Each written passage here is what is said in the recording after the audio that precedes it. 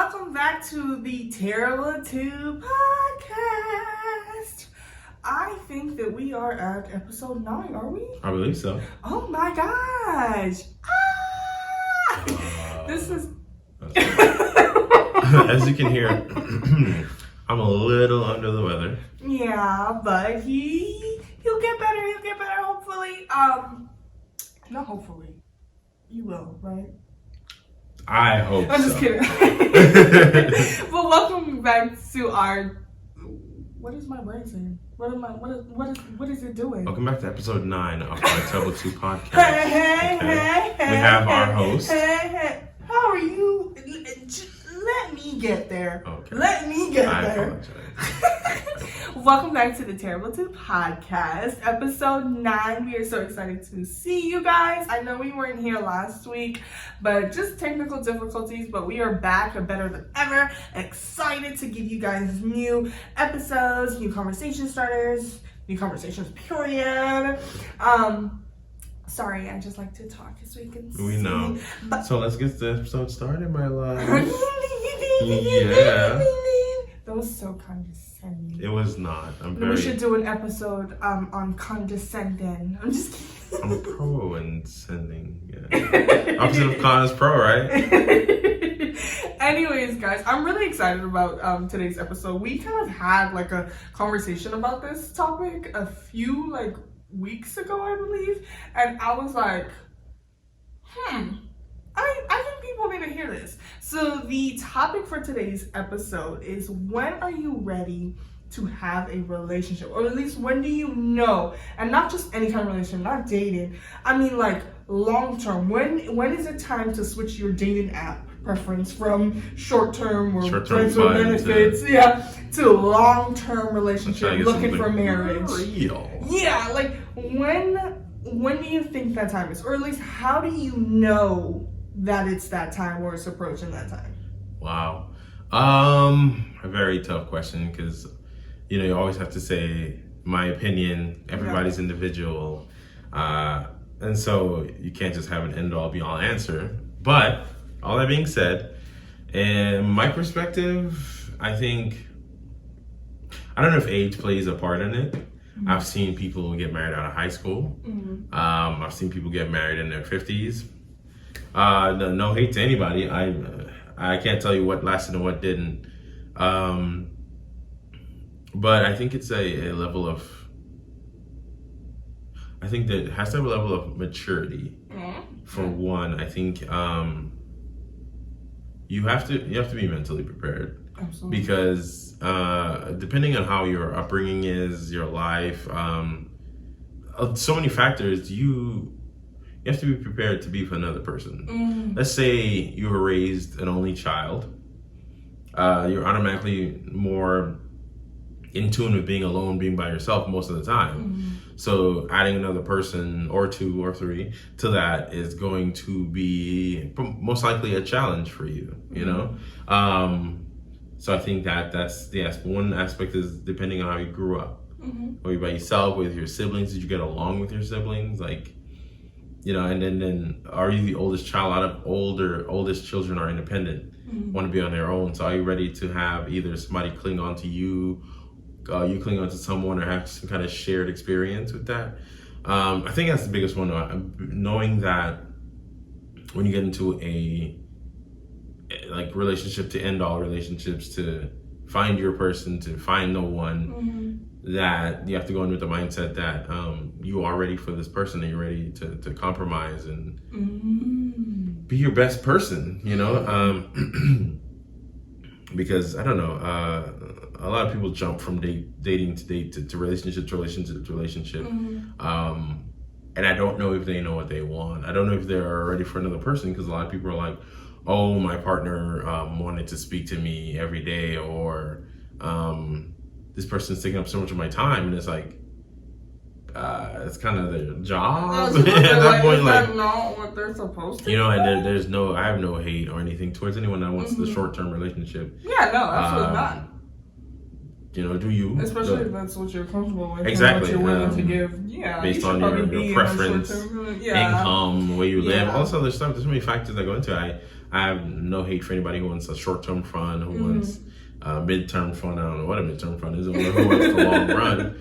I think as long as you communicate that with your partner, and you let them know what you're looking for, where your head is, so that they can properly assess it. Because I think a lot of people, they may, I don't want to say lie, but they may dress up the truth. No, lie.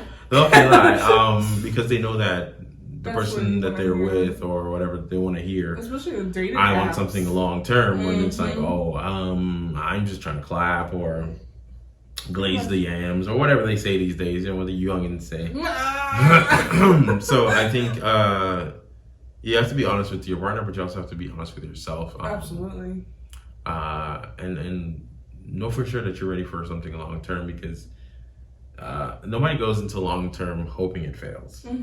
I hope everyone's going into it like, this is my forever.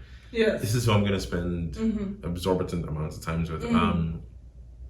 And I think a big thing, reflecting on us, me and you, I grew up my two sisters, but a lot of the time I'm independent. Like I like being in my own space, being in control of all my elements. Absolutely.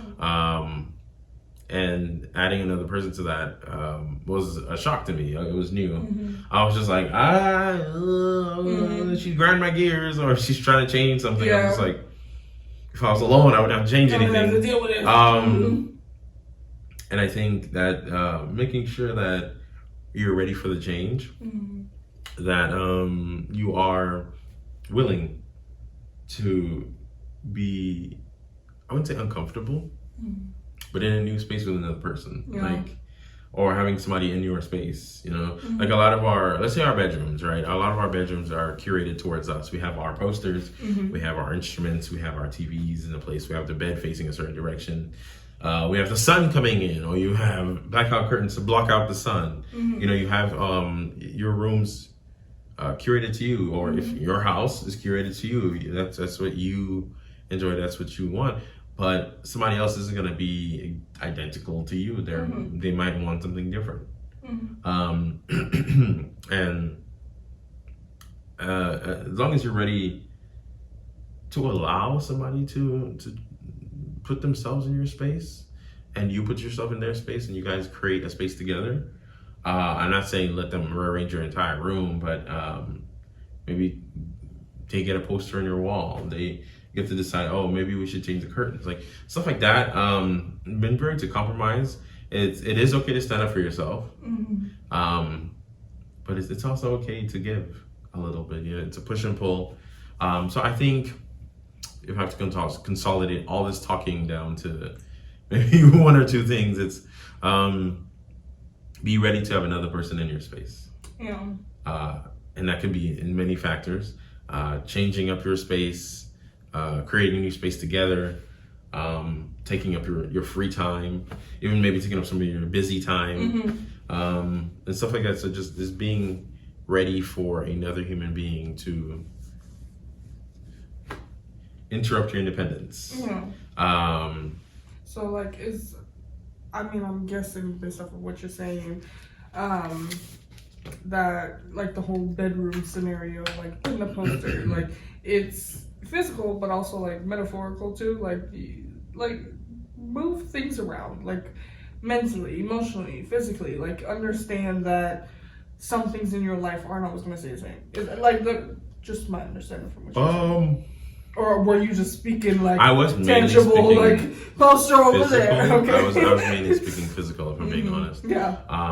But I also said like your free time and your work time. Like, yes, it's more than just a physical space kind of thing.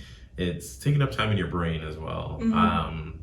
You might be super busy, and if you're not ready for another person, that person might view you being extremely busy as neglect. True. And a lot of people have the mentality of grind until you get what you want, and then fill in that space, which is fine. And then they miss out on certain opportunities or whatever. But a lot of people, it's a balancing act of chase your dreams and give your person their time. And I think learning to balance that, because if you are one of the grind people, but you found someone that you're willing to give up some of your time for, there might come a time where you're looking at it and you're like, wow, I've given up so much time for this other person. I'm letting my dreams fall to the wayside. And I think that's part of being honest with yourself and knowing where your limits are, like, and set up boundaries and really communicate with your partner. Like, hey, I love spending time with you, you know, and just let them know that it is weighing on you, for one, because they may not know that them needing your attention 24/7 or wanting to spend it like every single day with you might be weighing on you, but you guys can compromise where you guys are together but doing separate things. There's infinite possibilities, right? And I think being honest with yourself and honest with your partner is important. Letting them know that some people can balance it. Some people got it like that, and I'm good for them. Props to you, my boy. You know, but if you do struggle with time management, where you have so many goals and so many dreams, so many things you're pushing for, but yet you've somehow stumbled into a long-term relationship, and now you feel like that person's taking some of your grind time, some of your, you know, you're pushing away from you. It's time to communicate and be like, this is how I'm feeling, you know, and try to come to some compromise where you still are able to grind and push and be your best you and aim for your best you and achieve your goals, and still give them that time. If not, it may not work, you know. If you've come to the understanding that, hey, this might be too much, you might have to let them go, because it's going to be a constant cycle of you pushing, them feeling neglect, you giving them 24/7, you feeling like you're not pushing, so then you start pushing, and it's a dangerous cycle. That can take a toll on your mental health. Absolutely. And I'm never really an advocate for breaking up like that. Like, I don't know you. I'm not gonna tell you. I'm not gonna tell you to break it off. It's not worth it. You are a grind mentality. You grind until you die, and then in the afterlife try to find someone. But if that cycle has happened to you more than once in a relationship, it's really time to communicate with your partner and be honest with yourself, because you may not be ready for this relationship. And I think a lot of people aren't necessarily afraid of being single. They're afraid of breaking off with someone. Like, I don't want to hurt this person, so they end up hurting the person. Like, it's weird. That was a good one. You know? Good one. Thank you. Yeah, and they're like, I like this person, I don't want to hurt them, but then they're hurting themselves and the other person at the same time. And I'm not saying it's okay to just hurt the other person and save yourself, but maybe it saves you and them from the long-term pain, the long run pain of, we were together for 5 years and I had to break it off, or it just didn't work, where you know, at year 1.5, year 2, you can be like, I want to grind. And if you aren't comfortable with me grinding for 18 hours a day, where you only get 2 hours of my day, then you know, and 18 and 2 might be a bad ratio, and they might hit you back with a 16 and 4 or 10 and 10, like, you know, give and take. And you have to know what your level of compromise is, where you're willing to give, where you're willing to not give, where you're willing to push, where you're willing to pull, and always communicate. Let your partner know that so mental maturity, you know, knowing that someone's going to take up your physical, mental, and emotional space, also some of your time and focus, and because you have to learn their love language. You have to learn their love language and figure out the way that they take it and the way that you can give it. I blinked out and we were not on love language anymore. Or were we? Yes. Filthy. I was like, what is he saying? And I was like, oh, love language. Give it and take it. Okay, got it. Also that. So just Mother, stop watching. I think it's Okay, okay, I've talked for now. So consolidating it, it's be aware that if you're aiming for a long-term relationship, that somebody's going to be in your physical space. Yes. That is your bubble. Some people may hate hugs and they might like a hug. You gotta come. Somebody's going to be in your physical space, your room, your house, your car, your physically there. They're going to be in your mental space. They're going to take some of your time, some of your focus, some of your caring, you know, and then, you know, you kind of start creating your own family with them, where it's like you kind of include them in your family, but you're also creating. It's a weird kind of thing. So physically, mentally, emotionally, you have to care about the person, about their wants, their needs, their feelings, their emotions. Be present, and yeah, just be aware that it's like super weird analogy. It's like getting a child and growing them up to be an adult kind of thing. You start off small, you don't know much about them, yada yada yada. As you spend more time with them, they grow and become that. It's a weird analogy, I agree, but it's just like when you first meet someone, you don't know anything, but as time goes on, they take up more of your space, they eat more of your food, they take up more of your mental. I guess it is like a baby. Yeah, and then boom, you know, they're fully grown, they're fully there with you, they're present, and you're giving it your all, or you're getting out of there, you know, kind of thing. And you just have to be ready for that. I agree. And you know, just like if you be ready for a child, you have to be ready for a partner. I agree. I pretty much I think the exact same thing. We're usually on the same page. I'm not gonna lie. But I wanted to like go on to what you were saying, like the mental maturity. I think you always also have to be emotionally mature too. I think a lot of things that we see nowadays with like kind of my generation is that like they're not we're not in the same generation. I agree, but the way you said my generation, I mean, you act like I'm 2-3 generations ahead of you. You're like, old. Just because you're one you don't have generation. gum. What are you chewing? My audacity. Anyways, Gen Z.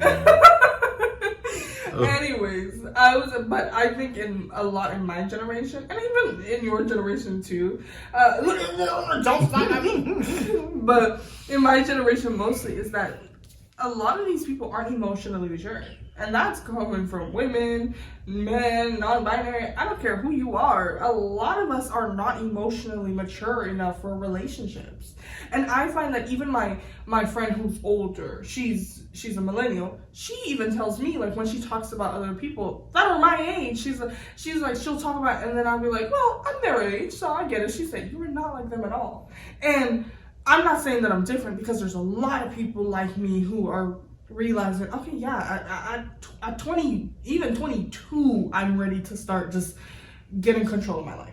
And that means starting a relationship and whatnot. So now me at 24, going on 25, I'm trying to get down to business. You know, like, I want to be business to the feet. I don't think you can say that. Okay. But anyways, oh yeah, what, copyright? One, but I was like, I don't know. Yeah, that's like a name of people, but like I don't want to offend anybody. Okay, we won't sing it. Hold on. I don't know. No, I mean either. Why would they do? Well, it's Disney. Well, not the copyright part. Yeah, maybe. No, not the copyright, but why would they say somebody? No, I know. No, I don't. Does that sound like something? No, but no. But they might be extinct, or I don't know. That's what I'm saying. Why would Disney do that? But again, it's Disney, so they wouldn't very much care about anything. I don't know what you're talking about. I know. You don't mess with the mouse. You don't mess with the mouse. What were you talking about? This random segment. Anyway, what were we talking about? Let's get.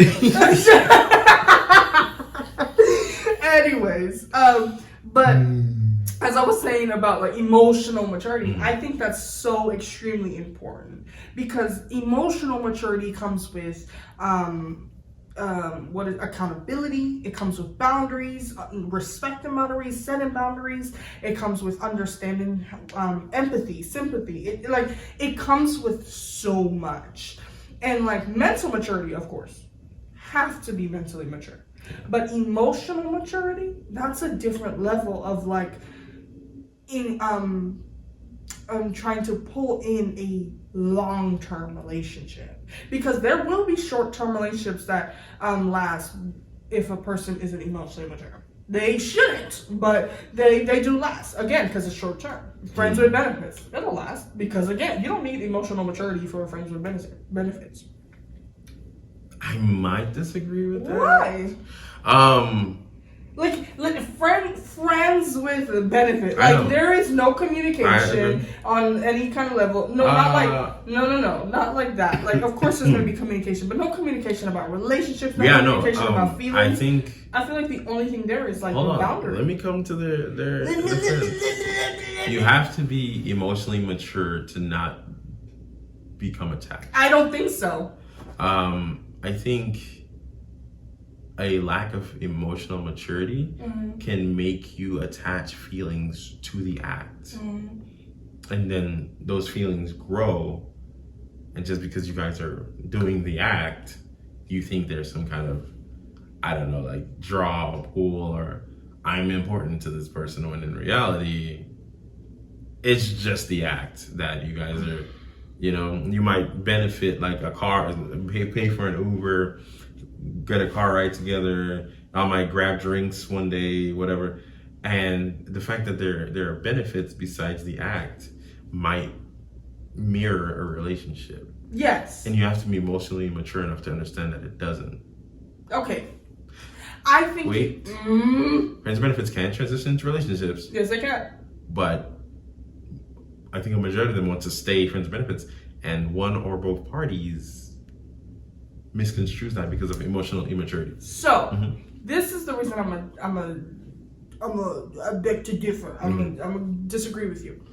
I don't think it takes emotional maturity to understand the difference. I think it takes maturity, mental maturity to understand the difference. So then you can differentiate between, I don't even know what you can say on YouTube, but intimacy and a relationship. You can tell the difference just from having knowledge and some form of education. However, emotional maturity is more, because, and the reason I say this, I have had communications with a lot of my friends, love them to death, they're my babies. However, I have stated multiple times, you are not emotionally mature enough for this, right? And I've always said it. However, it works out. The friends with benefits stage works out because it's just that. And that's why I say there's a level of like, do I think you have to be mature? Absolutely. Because you have to be mature to take out emotions. And that's why I don't think it's emotional maturity, because in a sense, you're taking emotions out of the situation. And so then when it comes to emotional maturity, or when it comes to turning a friends with benefits into a relationship, that's when the emotional maturity has to come in. Because there is multiple, like, and even I have friends that are in friends with benefits, they're emotionally mature, but the man is not. And so when it kind of tries to turn into a relationship, it then becomes a thing of like, well, I'm used to this. I don't know how to handle this. I don't know how to handle things that are in a relationship. And that's why I say that I beg to differ, because you can find people that are only known or are only used to friends with benefits, get into a relationship, and they don't know how to deal with a relationship. They don't know how to deal with the emotions that come from their partner. They don't know how to deal with boundaries that are set. They don't know how to deal with anything, but they do know how to differentiate friends with benefits from a relationship. I think my question on that is, doesn't it require a level of emotional maturity to control your emotions? Like you say, it takes maturity to keep your emotions off or turn them off and separate friends with benefits from a relationship, but doesn't it take a level of emotional maturity not to attach feelings to something? I don't believe so, right? Because maybe in the true definition of emotional maturity, maybe we need to do a whole research on that itself. But in my understanding of emotional maturity, when we talk about like emotional intelligence, right? When we're talking about that, I don't think, the way that I'm understanding it is, I don't think that you turning off, I think you turning off emotions is actually very emotionally immature. Like for me, I think that because a lot of the cases that we see it's not only men, but a lot of the time it is men, it happens to where they're like, oh, I'm friends with benefits, I don't want to get no feelings attached, nothing, blah, blah, blah. They get into a relationship and then they don't know how to function with emotions. And that's the part that I start to differentiate, because I'm like, taking out emotion shows your lack of emotional intelligence. Putting in emotion is when you are becoming emotionally intelligent, because emotional maturity is understanding how to control, how to and deal with said emotions. So if you're taking it out, are you even dealing? Like if that's what, I don't know. Do I need to start something? Maybe we don't. I don't know. I don't know. You know, I don't know. I will say that I don't know many people in that kind of relationship. Like friends with benefits? Yeah, no, I don't know. You are like, I feel like it's, again, like my generation. It's sometimes sad, but it's a lot more in my generation than it is the older generation. I don't think I hear it much often in millennials still having friends with benefits. Still, I don't know. Not saying it's a bad Back thing. in the day, I guess it's like an 80s or 20s thing. I do. I don't think it's a bad thing. I just think it's more common with younger people because you're still experiencing life. I think maybe I feel like there's like a nuanced difference here between maturity and emotional maturity that's happening, and emotional intelligence too. I think like there's that too. And I don't know if it's turning off the emotion or controlling it or whatever that's happening. I think it takes a certain level of emotional maturity and all of the maturities to come through for it to stay friends with benefits. It takes a level of maturity and emotional maturity for it to transition into a relationship if it does. And then there's a certain like emotional maturity and maturity needed to break it off eventually when it's run its course and you guys are done benefiting each other. You know what? I can understand that. So in the sense like it does take some level of emotional maturity, I guess, to stay in a friends with benefits, because at some point you do have to differentiate. You have to take out your feelings. You have to decide when to cut feelings off. Like if you're cuddling and then you realize, okay, feelings are starting to come, you're like, shut this down. Let's go. Let's keep it going. I understand that. And you did mention boundaries earlier, and I think it's important setting a boundary. But especially when it comes to friends with benefits. Yes, because otherwise it can get muddled because in my opinion, the differentiation between friends with benefits and relationship is very thin, right? Like in a relationship, there's intercourse, there's dates. I'm like, is that what all it is? There's dates, there's cuddling, there's caring about the other person, there's taking care of them when they're sick, stuff like that, right? And then in a friends with benefits, there is intercourse, right? But then you have to define where the benefits where the stop. Because I know the more recent friends with benefits I did know, they took care of each other when they were sick. They would go out for drinks. They would go to the bar. They would do this. I mean, but they would do that. That's the thing that is crazy, because isn't that a friends with benefits? Because in my head, from my understanding of older friends with benefits, right? It's used to be like, you're literally friends. Like you hang out normally, you're friends, and then when you're ready to hook up, you call them and you're like, hey, I want it tonight. So how does that differentiate from a relationship? That's what I'm saying. Because I care about my friends. You know what? Right? Maybe that's an episode. You know what? We completely dived off topic. Let me bring it back. Okay. So what I was saying about emotional maturity and stuff like that, I do feel like there is a level of emotional maturity that you have to bring to the plate. You have to understand that a relationship takes work. And then also it's understanding, like what you said, like understand that this person's gonna be in your space. This person's going to be in your physical space, your mental space, your emotional space. They're going to take a piece of you. And I think it's not just understanding that, but it's understanding that you have to give them a piece of you as well. So you have to take up their space. You have to be in their bubble. You have, like, it's a thing of understanding balance, understanding relationships take work, and I think everyone is different. So everyone's gonna know when they're ready at different stages, at different times. You yourself will know you're ready. I think there are just bigger things that you need to check off your list. So let's say, okay, I'm ready for a relationship. Now let's go through the list. And the list is understanding that somebody's going to be in your space. Are you ready for that? Are you mentally ready for that? Like, I think the biggest thing that I've seen is not having a social battery with the person that you're with. And I think that's easier said than done, because there's some people who like sleep in separate bedrooms even though they're married, and so they still have a social battery with their partner. But it's also understanding that you're going to see your partner majority of the day. Yes, you can have your separate rooms, you can go to sleep, and that's great, but understand that your partner is going to be the biggest part of your life. They're going to take over family, they're going to take over friends, they're going to be the biggest part of your life, because, again, if you're serious about long-term, then you want long-term. You may not be marriage, but you want a forever partner, right? And so I think that's the biggest thing. That's the first thing you need to check off. Are you ready for this person to be the biggest thing in my life? My top priority. 2, am I emotionally mature enough for this? Can I set boundaries when boundaries need to be set? Can I respect the boundaries that I have set?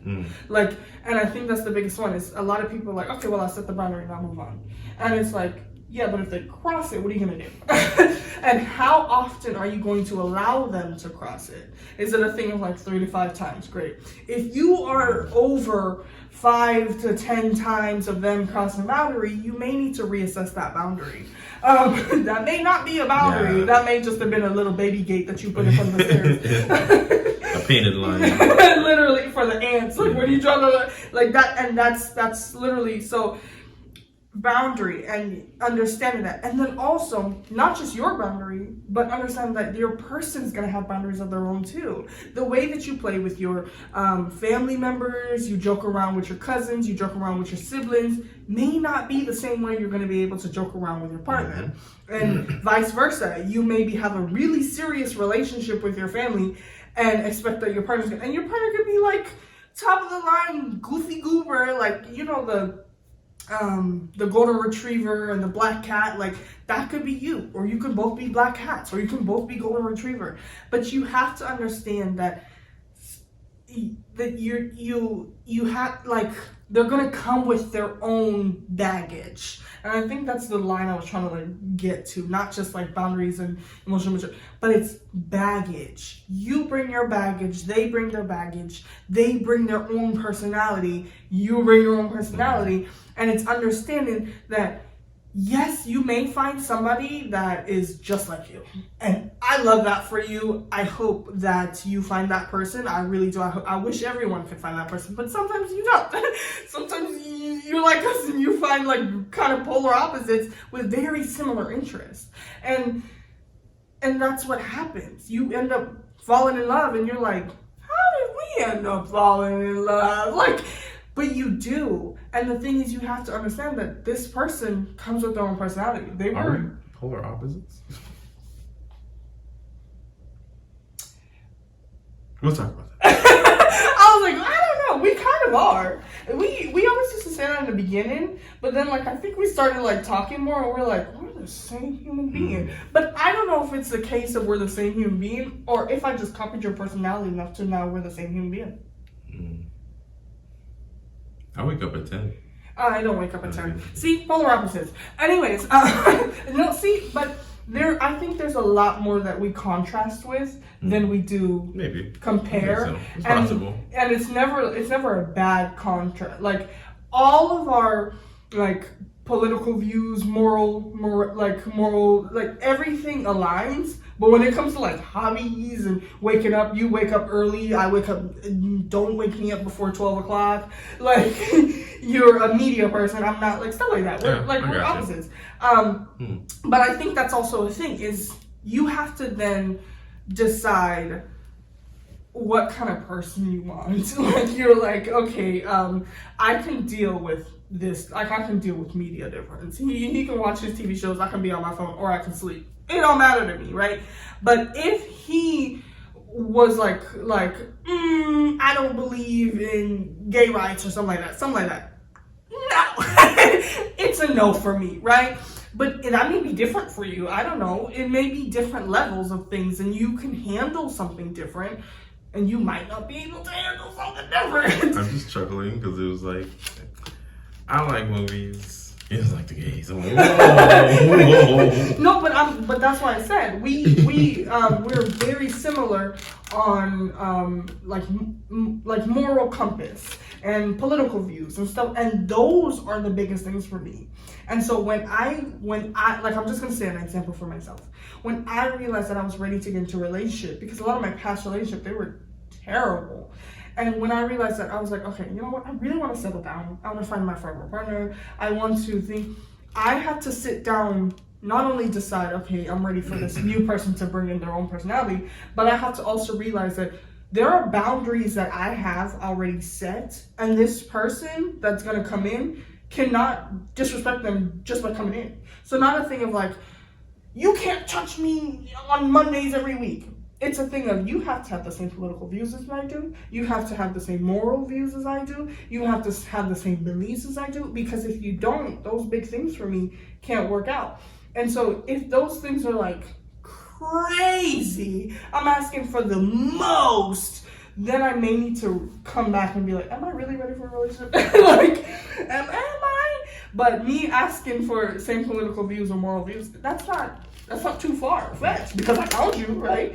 So it's a thing of understanding that you may not find everything that checks your list. I mean, look at this guy. Look at it. Did I ask for a blind man? No. Anyways. Show us your muscle, babe. See? I got a man who thinks he's funny. I asked for one who's comedic. Anyways, but I'll be here every Friday.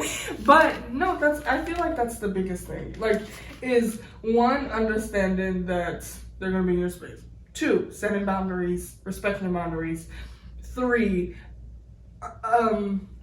deciding what you want in a person. What is your big push-outs? What's your big pull-ins? Like, what is it? And if your list of what you don't want is longer than what you do want, you may need to reassess and realize and think back and be like, okay, am I ready for a relationship? Yeah. Or it's okay to not be ready. And that's the thing. It's okay. It's okay to have friends with benefits. It's okay to just date around. It's okay to be by yourself. I think a lot of people, it's like a panic setting in when they're by themselves because no, absolutely, because like time is ticking and other people are doing things, and so they're like, I can't be alone. I have to get the game started, and it's like, you don't. It's okay to spend time by yourself. It is.